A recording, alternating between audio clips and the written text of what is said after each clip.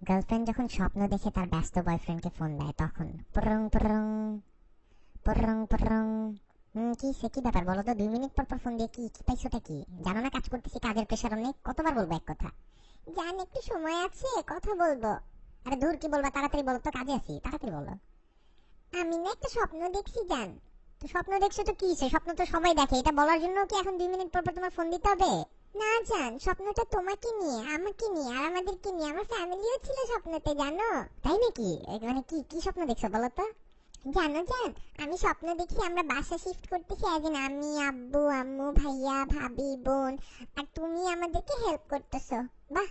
তারপর তারপর আমাদের গাড়িতে অনেক জিনিসপত্র উঠানো হয়েছে, তারপর বাকি সবাই আমাদের গাড়িতে গেছে আর আমি তোমার গাড়ি করে নতুন বাসার জন্য রওনা হয়েছি।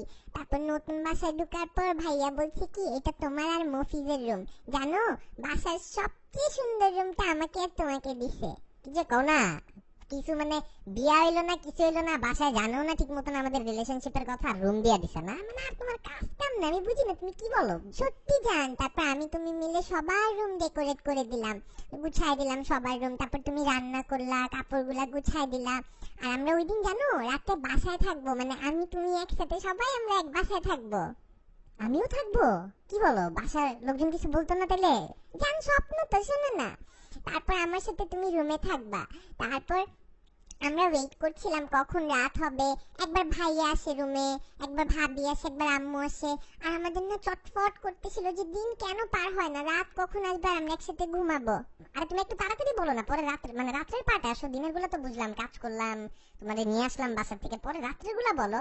জান রাত হবার আগেই তো মাত্র ঘুমটা ভাঙলো আর তোমাকে ফোন দিলাম, মেজাজ খারাপ লাগে না জান বলো? দূর মিয়া, কোন কাজ করলে এটা তুমি? সারাদিন আমারে ড্রাইভার বানাইলা, বাসার কাজের লোক বানাইলা, রুম গুছাইলা মানুষদের, আর যখন আমার দরকারের টাইম আসছে তখন তোমার ঘুম ভাঙা যায় না? মানে দিনে পুরো কাজটা উদ্ধার করে নিয়ে তারপর যখন স্বার্থ শেষ তখন তোমার স্বপ্ন ভাঙতে হবে, আর কাজ কাম পাও না। না এইসবের জন্য আমারে ফোন দিছো তুমি? ফোন ডানো মিয়া, মেজাজ খারাপ করে দিছো। জান ফোন রাখো তুমি, আর এরা কাজ করতেছে আর ফোন দিও না তো। আগামী 10 ঘন্টা তুমি কোনো ফোন দিবা না আমাকে।